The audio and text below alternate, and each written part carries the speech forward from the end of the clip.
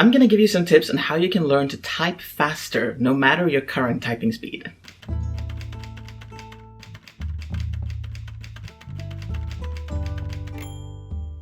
You're a writer, so you've probably at one point or another wished that you could type faster so you could get all of those words in your head onto the page before they go away. So I'm going to give you some strategies that I have used to learn to type fast.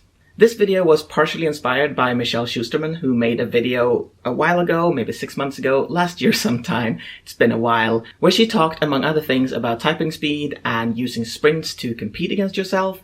I'm going to link that video down below. It's a great video. I encourage you to check it out. For the record, I type at roughly 100 words per minute in English, sometimes a little less, and a bit more than that in Swedish.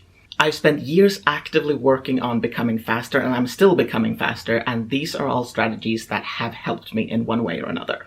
And I'll go sort of from the most obvious to the least obvious, because I think that's sort of the order you should do it in. That's the order I did it in. You do you. You can do it in whichever order you like.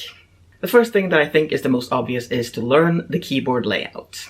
Every keyboard you use is going to have a slightly different feel to it. The keys are going to be in a slightly different place. And whichever keyboard you use the most, and I'm going to talk about that too, learn the layout of that specific keyboard. It always takes a little while to do this, but it is very much worth the effort. And if you're not confident in your ability to touch type, there are a lot of videos out there and a lot of articles, and yeah, there's a lot out there in where you can learn how to touch type. And regarding the keyboard, it is also well worth to invest in an ergonomic keyboard. Don't do this after you've already learned the keyboard layout of a different keyboard maybe, but either way, this is worth doing.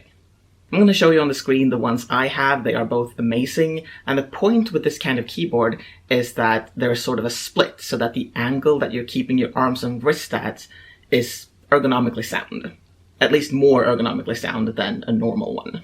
Once again, with any new keyboard you use, it's going to take a little while to get used to where the keys are at, and with an ergonomic keyboard, even more so. When I got my first one, I had to learn to type the letter T with my left hand, I think. It was something like that, where one key was in the wrong space compared to how I had learned to touch type before. But again, very much worth the effort. It might not specifically help you type faster, but it is going to be good because sitting ergonomically is good.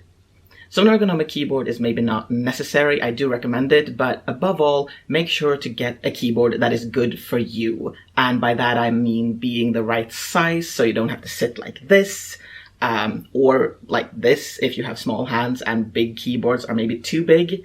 The keys should also be comfortable. They should have the right resistance and make the right sound if that's important to you.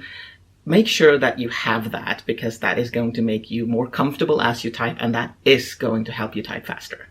The next thing I want to talk about is the boring thing that is practice. Obviously, anytime you type, you are practicing typing, and the more you type, the faster you're going to become. That's pretty much a given. But I find that the practice that helps me type faster is retyping things. And that means taking a text, either one that I have written or one that someone else has written, and just retyping that. Now this does two things. First, it helps you type faster because you don't have to figure out what it is you're going to type. The words are already there. You can just read them and type them. For the record, when I do this generally with my own stuff. When I write the later drafts of my novel, when it is pretty much finished, I usually take the whole thing and I retype the whole thing. This does a number of things for my writing, and the practicing typing speed is not one of the reasons that I do it, but it is sort of an added bonus. The other thing that retyping does is help with my next tip, which is don't look at what you write. When most people have learned to touch type, they go from looking at the keyboard to looking at the screen, to looking at what they're writing. Yes, that's correct. At least most people I know do that, and I did that. My advice is don't. Look at something else. Look at anything that is not the text you're typing. And again, retyping helps practice this, because then you're looking at the words that are already written and not the words that you're actually writing right now. And the goal with this is to not notice when you're making mistakes. I know that I am not the only one who, when I see that I've made a mistake, I want to go back and fix it immediately. And I'm talking about like spelling errors and grammatical mistakes right now. This is completely understandable, but it does not help your typing speed. And if you're worried about all of the mistakes you're going to make, stick around, because I do have tips regarding that as well. For now, I simply urge you to find a way to not notice when you're making mistakes. And that can be not looking at the screen, that's what works for me. But it can also be turning off the spell check so you don't see the little angry red line. Or it can be changing the color of the texture type so you can't really see it, so you write, white on white, for example. Anything that works for you. Next, learn how to use autocorrect and use it a lot. This is really one of the best tools I have that helps me type faster. It's amazing, I cannot recommend it enough. If you're using something like Word or LibreOffice or even Google Docs, then you have an autocorrect function. If you're using Scrivener, I'm not sure you do. You have an autocomplete function, which is going to help with another thing, but I don't know if it has an autocorrect. I don't know Scrivener all that well. Me, I mostly write in LibreOffice, and I use the autocorrect regularly for 2 reasons. And the first relates to those pesky spelling errors that I want you to not notice. Whenever I made an error, like a spelling mistake, then instead of correcting it and then moving on, I put it into autocorrect. As long as it's very clear what the word actually is, what the word I meant to write was. For example, if I have written this, it is very likely that I actually meant to write the word about. So I'll put that into autocorrect, because if I ever write that again, I probably still meant to write about. However, if I have written this, I might have missed a letter in the word bit, or bat, or but, or bet, or any number of other short words that uses these 2 letters. That I wouldn't put into autocorrect because, again, it could be any of those, and that's just going to be annoying to have to go and correct all of the bit when I meant to write but, or bat, or bet, or, again, whatever it is. In this way, for example, I have added all of these versions in my Swedish autocorrect for the word tycker. It's a Swedish word that means think, as in I think this is fun. And these are just some of the many ways that I can misspell that word. Now this does take a little bit of time, especially in the beginning when you're just getting used to it and just starting to put all of the mistakes into autocorrect, but it is well worth it because it saves so much time for those words where you just keep misspelling them. Autocorrect can also be used for more sort of purposeful shorthands for common words, not necessarily words that are difficult to spell, but words that you write a lot. Here are some examples of shorthands that I'm using in English. I try to keep these shorthands to 2 to 3 letters, but sometimes they're longer in case I want variations of a word, like singular and plural, for example, or present tense, past tense, and so on.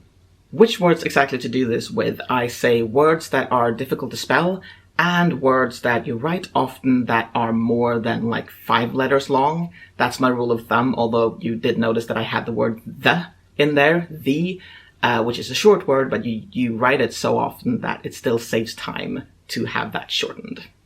If I can find an easy way to do so, and if I have the time, I am going to put a link down in the description with a list of words and suggestions for shorthands for them in case you want that to start with. Of course, that's just going to be my suggestions, and it's going to be up to you if you feel like those words are worth it, and if you feel like those shorthands that I've suggested are logical to you. They might not be. Sometimes they're really not logical, but they're just easy to do, either because like the letters are right next to each other, or yeah, I have my reasons, but use them if you want to. The idea, anyway, is that if you can write the word something with 3 letters instead of 9 letters, then you have saved time. Every time you write something, it takes you a third of the time to write it. And in the long run, that really helps with your typing speed. Again, most word processors I know have a feature like this. Scrivener does have their autocomplete thing, but I don't know. I think that might be project specific. So I don't know. If you know Scrivener, let us know. Let us know in the comments how that works. Also, let us know in the comments if you have any strategies that have helped you type faster, because again, what works for me might not work for you, and what works for you might work for someone else. And yeah, let's just share all our tips so that maybe someone can get something useful out of this. Here are some other videos if you want to learn other things that might be useful in your writing, and also a subscribe button if you found this useful and want to see future videos. Thank you for watching. I hope I could help. I will see you next time.